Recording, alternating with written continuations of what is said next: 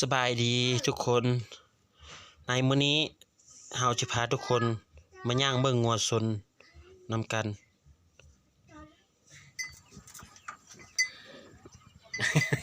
มันอยากเบิ่งกอง เนาะถ่ายลง YouTube เลยเด้อ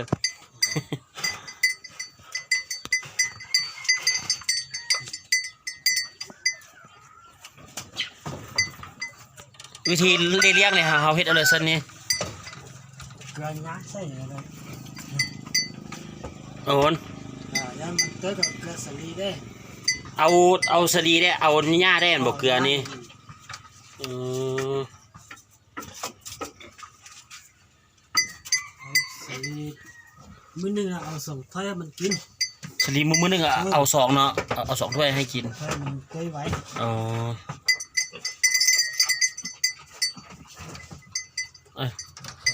เลี้ยงหมูอยู่ข้างๆพร้อมอีกเนาะเอามาเบิ่งกองกันเนาะ โอ้หัวใหญ่งามกันเลย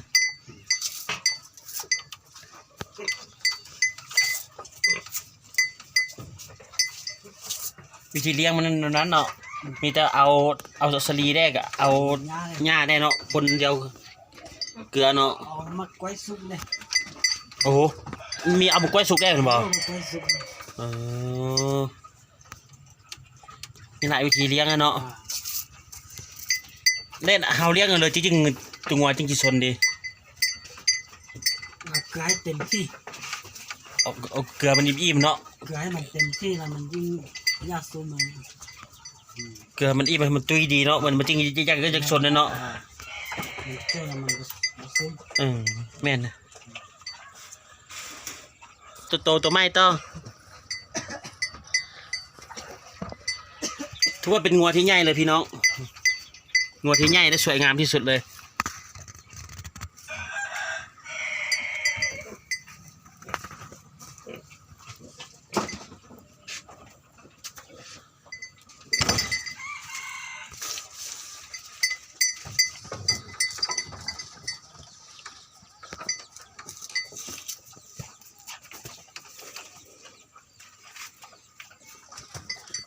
ไปเอาไปเบิ่งตัวอื่นต่ออีกวะเนี่ย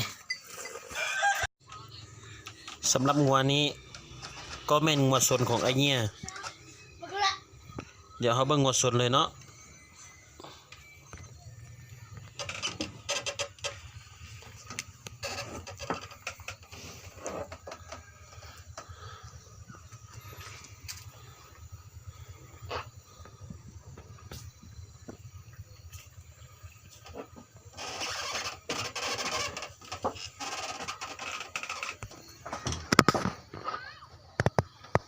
และนี้ก็แม่นงัวสน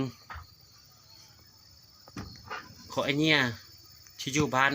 ข้างบนเนียนเมืองโอแฮดแขกสีขวาง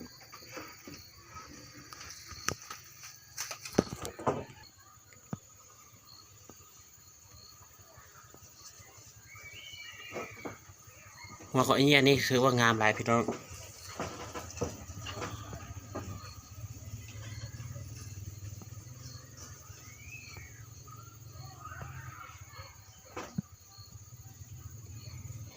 สำหรับไอเนี่ยนี่จะเลี้ยง2ตัวเลย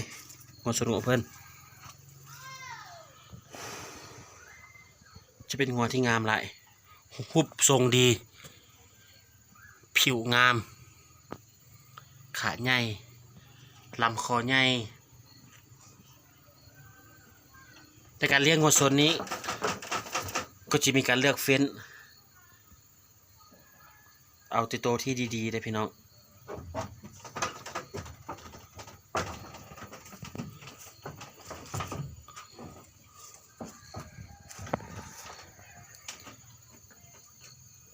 งัวแต่ละตัวของไอเนี่ยถือว่างามหลาย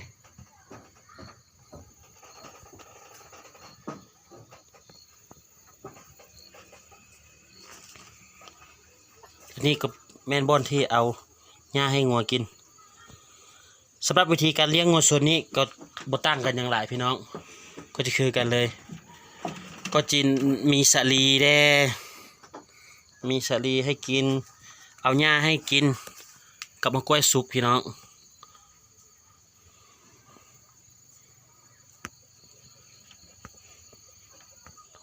งามหลายงัว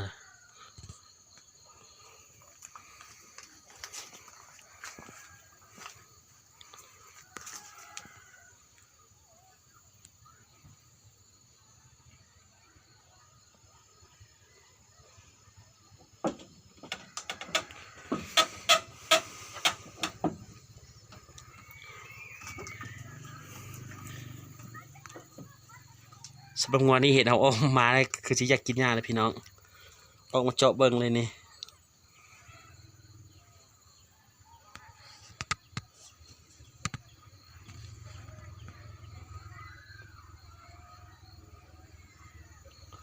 สำหรับแพที่พันไว้นี้เขาจะพันกันบ่ให้เขางัวเอาโซนนี้โซนนั้นพี่น้องกันเพื่อเขางัวหักหรือว่าแตก มันจะกินยานำเฮางามหลายพี่น้อง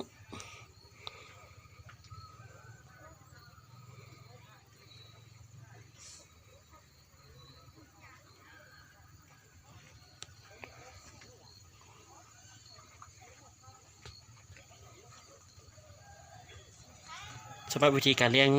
งัวนี่ก็คือที่เฮาเว้าผ่านมานั้น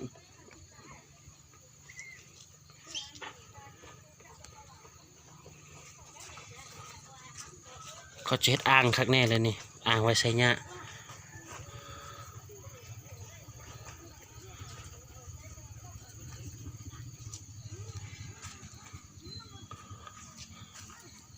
เดี๋ยวพวกเขาไปเบิ่งงัวตัวต่อไปนำกันนะพี่น้องเนาะไปเบิ่งนำกันเลย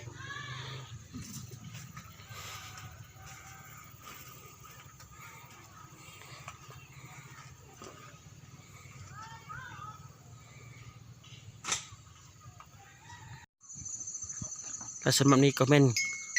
ของงัวชนของเท้าเย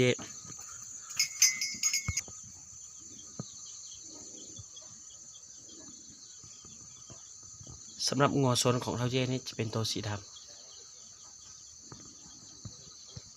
ผิวงาม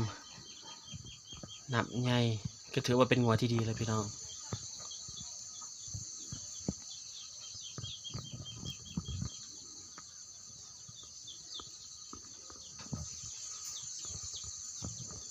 สำหรับงัวตัวนี้คือจุบอยากกินหญ้านะ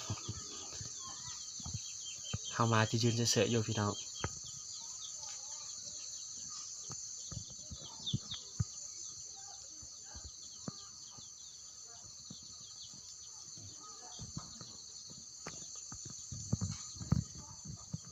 เป็นงัวที่งามหลาย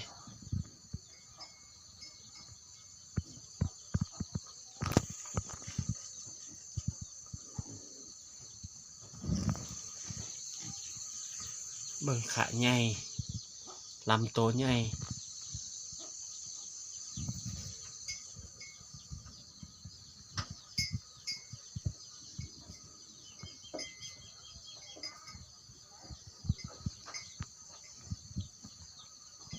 ก็จัดได้ว่าเป็นงัวที่งามหลาย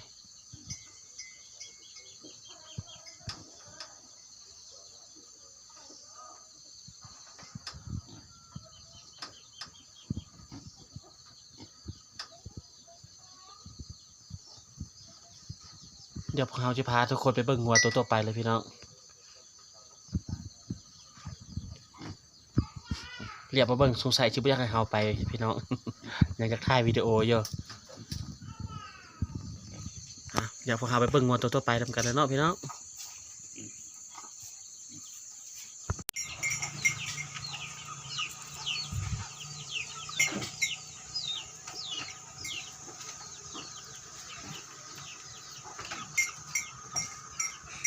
เดี๋ยวเขาเจ้าก่อนบางเจ้าออกมาให้เบิ่ง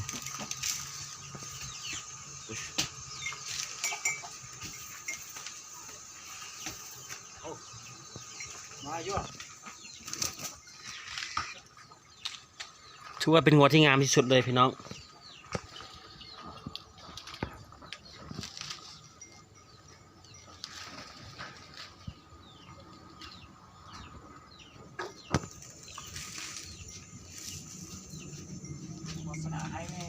ถือว่างามกันหมดเลยตัวงัวนี่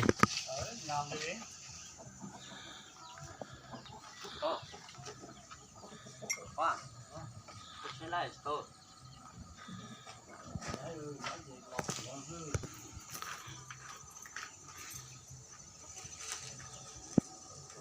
เขาว่าตรงว่าซนมันจะมีจุดบนนึงอยู่ข้างหลังอะไรเนาะเป็นบ่มีจุดบนนี้ตรงว่าจะมาจิ้งซนดีได้เนาะไอ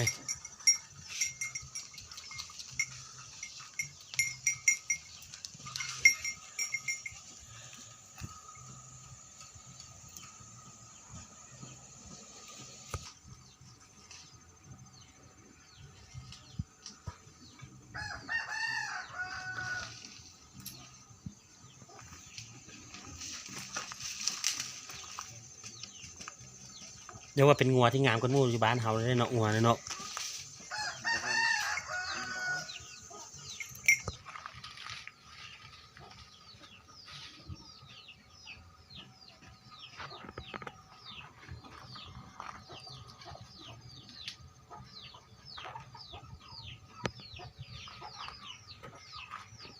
วิธีที่เลี้ยงเนี่ยเขาเฮ็ดนั่นเลยเนี่ย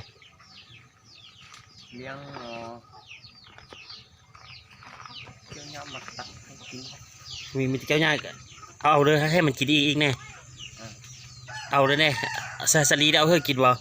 เอาให้ อ๋อคือเดียวเนาะวิธีการเลี้ยงสงสัยมันจะกินหญ้าแล้ว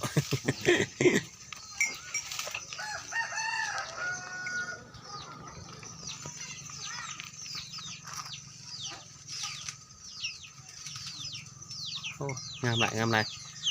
อ่ะเนอะไปก่อนขอบใจหลายเนอะอันนี้ก็เป็นงัวสดอีกตัวหนึ่ง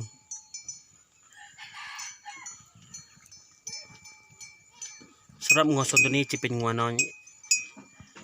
อายุอาจจะได้3 ปีพี่น้องแต่ว่าเขายาวเขาใหญ่ขนาดเลย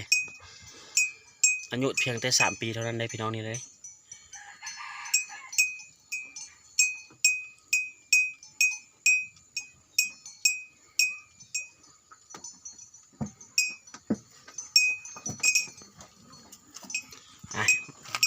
มันคือจะกินหญ้าแล้วนี่ก็จัดว่าเป็นงัวที่งามหลาย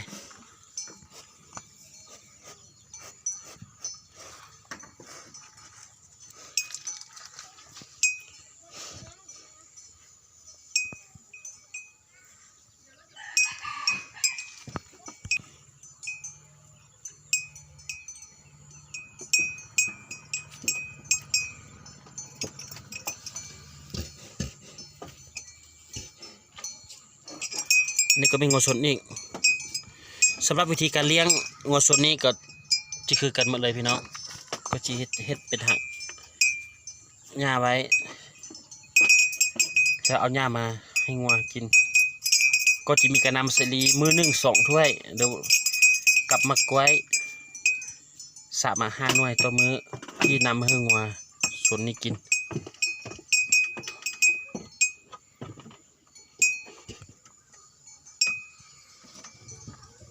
สำหรับการเลี้ยงงัวสดนี้ก็จะมีเขาเจ้าเฮ็ดคอกใส่แบบซีเหมือนพี่น้องคือเห็นนำกันนี่เลยเขาเจ้าก็จะเฮ็ดคอกไว้เฉพาะ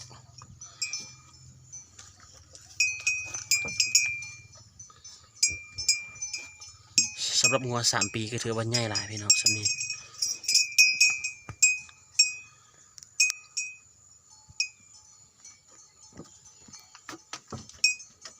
เป็นงัวที่งามอยู่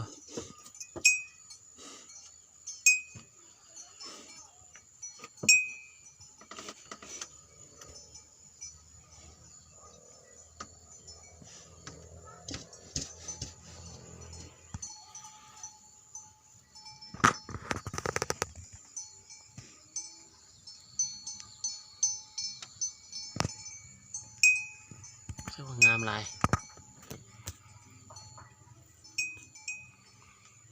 เดี๋ยวพวกเราไปเบิ่งงัวตัวไปอีก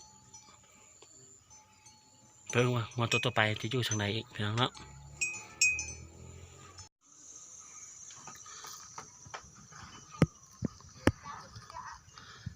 สำหรับงัวนี้ก็เป็นงัวของท้าวดา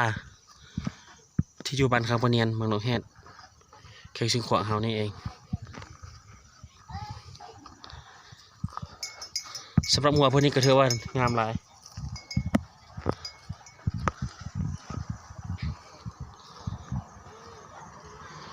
จุดพิเศษของการเบิ้งงัวชนเขาเพิ่นบอกว่าให้เบิ้งจุดทางหลังของมันนี่พี่น้องจุดทางหลังของนี่จะเป็นคือจอมขวัญตัวใดที่มีจอมขวัญอยู่ทางกลางหลังแต่มันน้องโมงเพิ่นว่ามันจะชนเกี้ยงหลายเลยพี่น้อง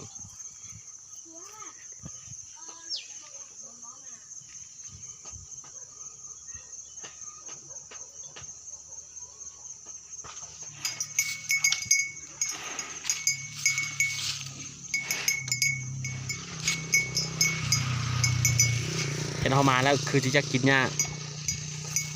เพราะว่าช่วงตอนเขามานี่ก็เป็นตอนค่ายแรงแล้ว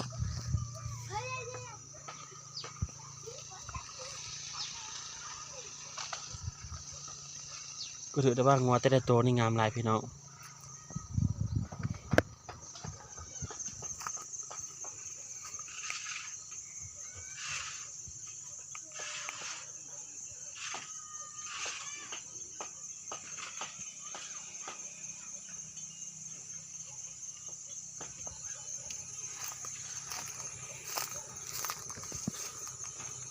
ขาใหญ่หุบทรงดี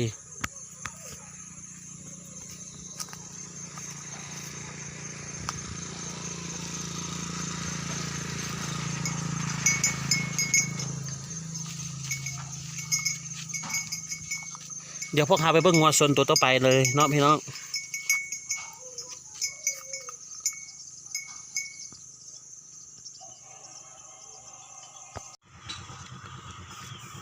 แต่สำหรับนี้ก็เป็นงัวชนอีกตัวหนึ่งสำหรับงัวชนตัวนี้จะเป็นงัวชนของเท่าตือก็อยู่บ้านคาร์บอเนียนมาลงแห่นแข่งซิ่งของคือกันนะพี่น้องถือว่างัวเพิ่นเกินจัดได้ว่างามหลายเป็นงัวที่ใหญ่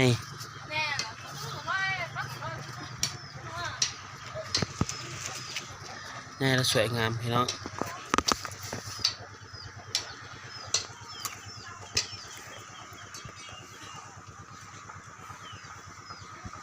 รูปทรงดี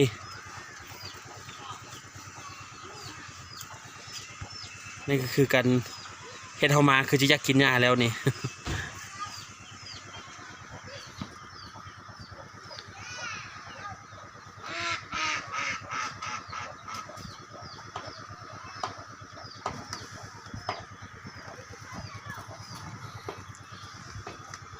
สำหรับวิธีการเลี้ยงก็คือกันมาเลยพี่น้องวิธีการเลี้ยงนี่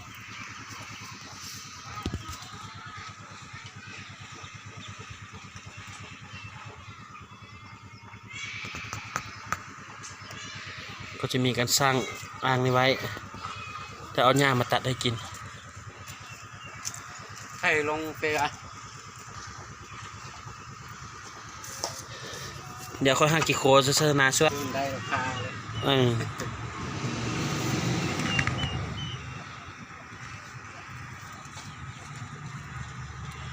มองอยู่อเมริกาเขา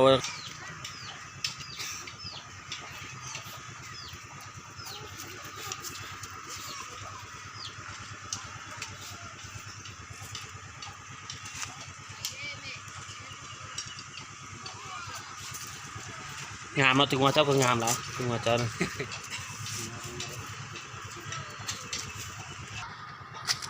มีบางคนเขาปล่อยได้ว่าตัวงัวชนนี่ เขาจะปล่อยแล้วก็เอามันยังเฮ้ยมันได้เก็บเฮ้ยซื้อได้เหนียว โอ้มันคืออยากกินหญ้าแล้วนี่นะ ง่ายเลยมันก็จะไปก็มันออกนอกเลยนะอย่างนี้นะ มันจะออกปลมสาวอ่ะขังไว้โดนแล้วเนาะขังได้คนไม่ขังไม่ได้ เออ